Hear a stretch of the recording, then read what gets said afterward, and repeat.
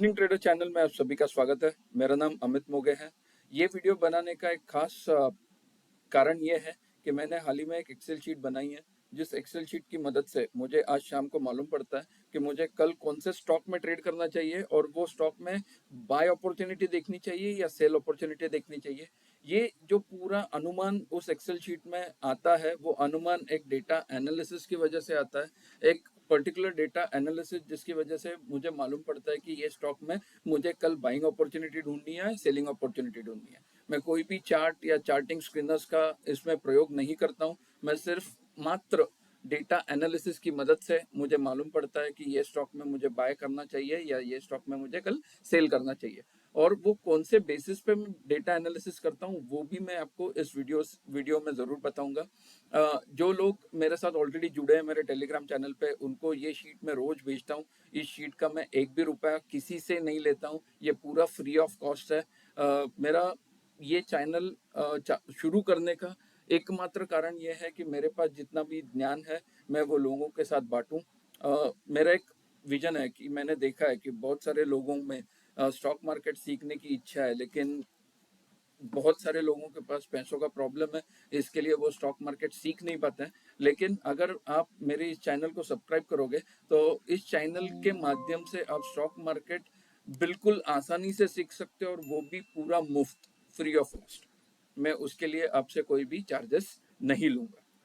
तो चलिए देखते हैं कि ये एक्सेल शीट है क्या, मैं किस हिसाब से डेटा एनालिसिस करता हूँ, किस हिसाब से बाय सिग्नल जनरेट होता है, किस हिसाब से सेल सिग्नल जनरेट होता है।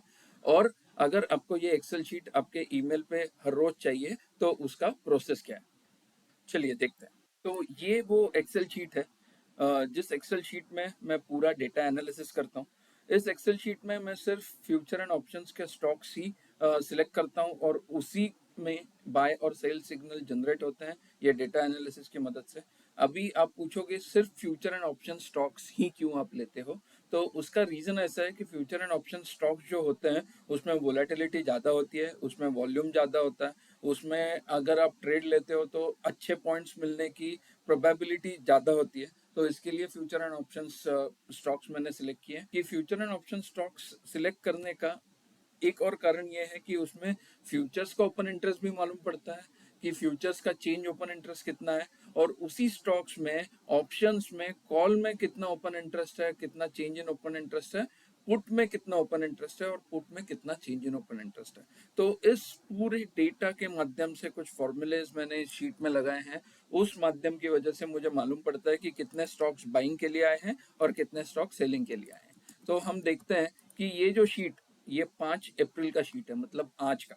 ये शीट मैंने कल बनाया था कि आज के दिन में कौन से स्टॉक्स में मैं बाय अपॉर्चुनिटी देख सकता हूँ, कौन से स्टॉक्स में मैं सेल अपॉर्चुनिटी देख सकता हूँ। तो हम अभी चेक करेंगे पहले कि बाय अपॉर्चुनिटीज वाले कितने स्टॉक्स ये शीट के माध्यम से मुझे मिले हैं। तो मुझे मिले हैं टोटल 8 स्टॉक्स मिले हैं बाइंग के लिए, और अभी सेलिंग के लिए देखते हैं कि सेलिंग के लिए हमको कितने स्टॉक्स मिले हैं। तो अगर आप देखोगे तो सेलिंग के लिए आपको 3 स्टॉक्स ही मिले, ठीक है। तो अभी हम ये सारे स्टॉक्स चार्ट पे देखेंगे कि इसमें हमको बाय अपॉर्चुनिटी मिली है या सेल अपॉर्चुनिटी मिली है। और उससे पहले मुझे एक चीज आपको बतानी थी। ये जैसे ही मुझे कल मालूम पड़ा कि इसमें इतने स्टॉक्स बाइंग के लिए आए हैं, तो मैंने तुरंत एनालिसिस भी किया था, और उसमें मैंने मेरे टेलीग्राम चैनल पे बोला था कि एशियन पेंट्स आज वॉच लिस्ट में डालो, इसमें एक अच्छा खासा रैली आपको देखने को मिल सकता है। तो मैं आपको वो मेरा टेलीग्राम चैनल पे भेजा हुआ मैसेज भी आपको दिखाऊंगा। उसके बाद ही हम चार्ट चार्ट पे जाके चेक करेंगे कि सच में इस स्टॉक्स में बाइंग अपॉर्चुनिटी मिली है या नहीं, और सेलिंग अपॉर्चुनिटी मिली है या नहीं मिली। तो ये वो मैसेज है जो मैंने कल रात को भेजा था। Tomorrow please keep Asian Paints in watch list, we have the narrowest daily CPR tomorrow, don't miss on the trending opportunity in Asian Paints tomorrow. तो ये मेरे एनालिसिस के बेसिस पे ही मैंने भेजा था। और आज अगर मैं आपको लेके चलूंगा चार्ट पे तो मैं आपको दिखाऊंगा कि एशियन पेंट्स पे कितना बड़ा रैली आज हमको सच में मिला था। तो देखेंगे, अभी हम चार्ट्स पे जाएंगे और सारे स्टॉक्स का एनालिसिस भी करेंगे। तो चलिए अभी देखते हैं कि ये जो कल बाइंग के लिए स्टॉक्स आए थे उसमें सच में बाइंग अपॉर्चुनिटी मिला है या नहीं। और एक चीज़, अगर ये शीट में कोई भी स्टॉक बाय के लिए आया या सेल के लिए आया ब्लाइंडली इसमें बाय और सेल नहीं करना है, आपको प्राइस एक्शन के बेसिस पे ही एक बाय अपॉर्चुनिटी ढूंढनी है अगर बाय के लिए आया है तो, और सेल के लिए आया है तो प्राइस एक्शन के बेसिस पे ही आपको एक सेल अपॉर्चुनिटी ढूंढनी है। चलिए देखते हैं अदानी पोर्ट्स, पहले देखते हैं चार्ट पे। ये एक्चुअली बैंक निफ्टी का चार्ट ओपन था, ये मैंने कुछ सप्लाई जोन्स और डिमांड जोन्स मार्क करके रखे थे। तो एक छोटा सा एग्जांपल देता हूँ कि एग्जैक्टली इसी सप्लाई जोन से बैंक निफ्टी आज यहाँ पे ओपन हुआ, गिरा, फिर ऊपर गया, फिर यहाँ पे एक सप्लाई जोन क्रिएट किया, फिर गिरा, कहाँ तक गिरा, ये डिमांड जोन तक गिरा और यहाँ से ऊपर आया। तो बेसिकली आपको हर एक स्टॉक में ऐसे सप्लाई जोन डिमांड जोन ढूंढने हैं। ये अगर आप ढूंढ पाए तो बेसिकली आपका जो विनिंग प्रोबेबिलिटी है वो हमेशा ज़्यादा रहेगा। चलिए देखते हैं अदानी पोर्ट्स। अदानी पोर्ट्स में क्या हमको एक बाइंग अपॉर्चुनिटी मिली थी, ये देखो, ये मैंने कल ही मार्क करके रखा था। तो यहाँ पे एक रेजिस्टेंस जोन था अदानी का, उसके बाद आज मार्केट गैप अप ओपन हुआ, लेकिन कहाँ तक आ गया कि ये जो एक बेसिकली जो रेजिस्टेंस था वही डिमांड बना, और यहाँ पे ये जो कैंडल है, ये जो ग्रीन कैंडल है, इसके हाई के ऊपर आपको एक बाय अपॉर्चुनिटी मिला और टारगेट आपका यहाँ तक था। एग्जैक्टली अभी मार्केट इसी रेंज में घूम रहा है। ठीक है, तो अदानी पोर्ट में आपको बेशक एक बाइंग अपॉर्चुनिटी डेफिनेटली मिला है। हम देखते हैं 836.30 से लेके आपको 857.35, मतलब लगभग आपको 20-21 पॉइंट्स मिले हैं अदानी पोर्ट में। अभी हम देखते हैं एशियन पेंट्स। ये मैंने आपको दिखाया था कि एशियन पेंट्स का जो स्टॉक है वो मैंने आपको दिखाया था कि कल ही मैंने बोला था कि एशियन पेंट्स आपके वॉच लिस्ट में रखो, एक अच्छा ट्रेंडिंग मिलेगा आपको। देखिए क्या हुआ, ये मैंने सप्लाई डोन डिमांड जोन ऑलरेडी मार्क करके रखा था। जो फर्स्ट कैंडल बना वो जैसे ही बना नीचे गया, लेकिन कहाँ से एक डिमांड जोन से सपोर्ट मिला और सीधा जाके सप्लाई जोन तक गया, और ये जो जोन है ये उसका एक अच्छा खासा सप्लाई जोन है। तो यहाँ पे एक अच्छा खासा रेजिस्टेंस बना है, ये तोड़ नहीं पा रहा है वो। ठीक है, तो इसके लिए यहाँ पे एक बेस बना रहा है। तो अगर कल ये भी हाई तोड़ा तो हो सकता है एशियन पेंट्स इस लेवल तक जा सकता है। तो ऐसे जो प्राइस एक्शंस के बेसिस पे अगर आप ट्रेड करते हो तो एशियन पेंट्स में हम देखते हैं ये जो कैंडल है पहले 5 मिनट्स के उसके हाई के ऊपर बाय करते थे, और ये आपका अगर टारगेट रहता था तो तकरीबन आपको 20 पॉइंट्स एशियन पेंट्स में मिले आज के दिन में। गुजरात गैस में देखते हैं क्या हुआ, मिला है अपॉर्चुनिटी, नहीं मिला।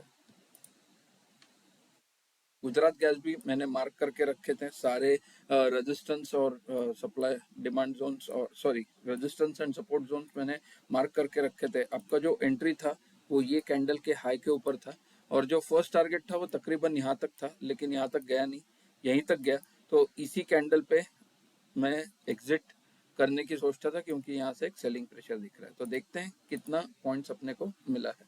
ये कैंडल का जो हाई है वो है 516.20 और ये कैंडल का क्लोज है 521, मतलब ऑलमोस्ट आपको 5 पॉइंट्स मिले गुजरात गैस में।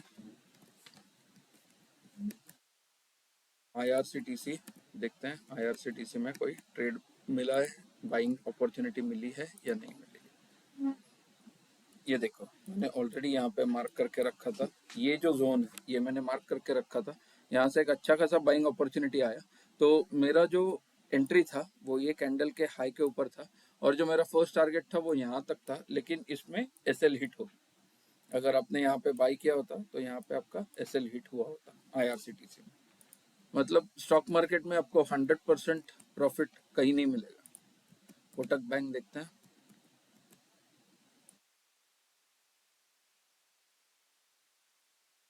कोटक बैंक मार्केट कहाँ पे खुला, यहाँ पे खुला, नीचे आ गया, लेकिन ये उसका जो रेजिस्टेंस था उसने यहाँ पे एक ब्रेकआउट दिया था और ये रीटेस्ट करने के लिए आया नहीं था। तो मेरा जो अपॉर्चुनिटी बनता था तो यहाँ पे बनता था, क्योंकि मुझे मालूम है कि अगर कोई भी एक रेजिस्टेंस का ब्रेकआउट देके स्टॉक ऊपर जाता है तो वो रीटेस्ट करने जरूर आता है।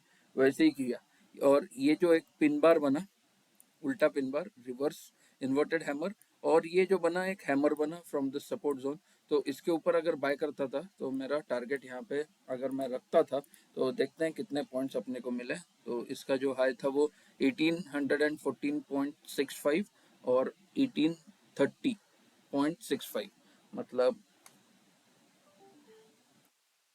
ऑलमोस्ट 16 पॉइंट्स मिले कोटक बैंक पे। अच्छा ट्रेड था, अच्छा मिला। नेशनल एल्यूमिनियम, इसमें नॉर्मली मैं ट्रेड नहीं करता हूँ ये स्टॉक में, अगर आया भी होगा तो नेशनल एल्यूमिनियम देखो पूरा साइडवेज मार्केट है आज, पूरा साइडवेज मार्केट है। ये एक उसका रेजिस्टेंस था, मैं ट्रेड नहीं करता हूँ इसके लिए, ये जो उसका रेजिस्टेंस था ये तोड़ा और इमीडिएटली ये रिटेस्ट करने के लिए आया। तो अगर एक बाइंग अपॉर्चुनिटी आप अगर ढूंढ रहे होते तो तकरीबन इस लेवल के ऊपर बाय करते थे, और जो आपका फर्स्ट टारगेट रहता था वो तकरीबन इस लेवल पे रहता था। तो ऑलमोस्ट अचीव हो गया, लेकिन ऐसे छोटे स्टॉक्स में मैं ट्रेड नहीं करता हूँ। सन फार्मा, सन फार्मा भी एक बाइंग के लिए आया था, लेकिन मैं अवॉइड किया था कल सन फार्मा में। द रीज़न ये है कि सन फार्मा ऑलरेडी अपने ऑल टाइम हाई लेवल्स पे ट्रेड कर रहा है, तो हो सकता है कि यहाँ से एक प्रॉफिट बुकिंग आ जाए। तो मतलब अगर बाइंग अपॉर्चुनिटी मिला भी तो वो एक्चुअली फॉल्स बाइंग अपॉर्चुनिटी हो सकता था, इसके लिए मैंने सन फार्मा अवॉइड किया, मैंने ट्रेड नहीं किया। टाटा स्टील, टाटा स्टील में एक अच्छा न्यूज़ भी था। तो देखो, देखिए एग्जैक्टली कितने बजे का, 10:50। ये मैंने टेलीग्राम चैनल पे ये सब डाले हैं, इसके लिए मैंने यहाँ पे लिखा है क्योंकि मैं मेरे स्टूडेंट्स को बताते रहता हूँ, हेल्प करते रहता हूँ कि ये एक बाइंग अपॉर्चुनिटी था। तो यहाँ पे अगर बाय करते थे आप टाटा स्टील, तो 1334 से लेके तकरीबन 1357, ऑलमोस्ट 23 पॉइंट्स आपको टाटा स्टील में मिले। तो ये एक अच्छा ट्रेड बना था क्योंकि ये उसका एक डिमांड जोन था, ये जो था ये उसका एक डिमांड जोन था, और इसी डिमांड जोन से एक बाइंग आ गया और एक स्ट्रॉन्ग बुलिश कैंडल से बाइंग आ गया। तो यहाँ पे अगर आप बाय करते थे तो ऑलमोस्ट 24 पॉइंट्स का आपको टारगेट मिलता था, और ये उसका एक सप्लाई जोन था। तो एग्जैक्टली इसी सप्लाई जोन से टाटा स्टील रिवर्स हो गया।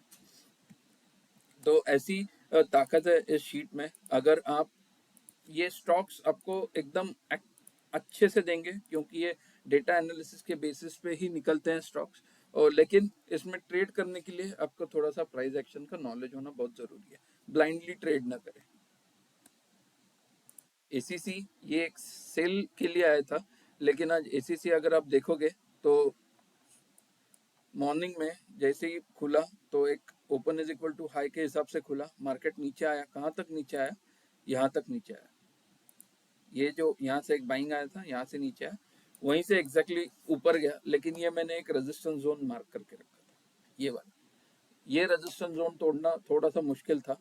तो क्या हुआ देखिए, एग्जैक्टली वहीं से मार्केट गिरा है। अगर ये जो रेड कैंडल है, ये रेड कैंडल के नीचे अगर आप शॉर्ट करते थे, आपका टारगेट यहाँ तक बनता था। तो देखते हैं कितने पॉइंट्स मिले। 2155 से लेके 2138, ऑलमोस्ट 20 पॉइंट्स आपको मिले हैं शॉर्टिंग में। अगर ऑप्शन शॉर्ट करते, पुट बाय करते थे तो अच्छे खासे 20 पॉइंट्स मिलते थे आपको।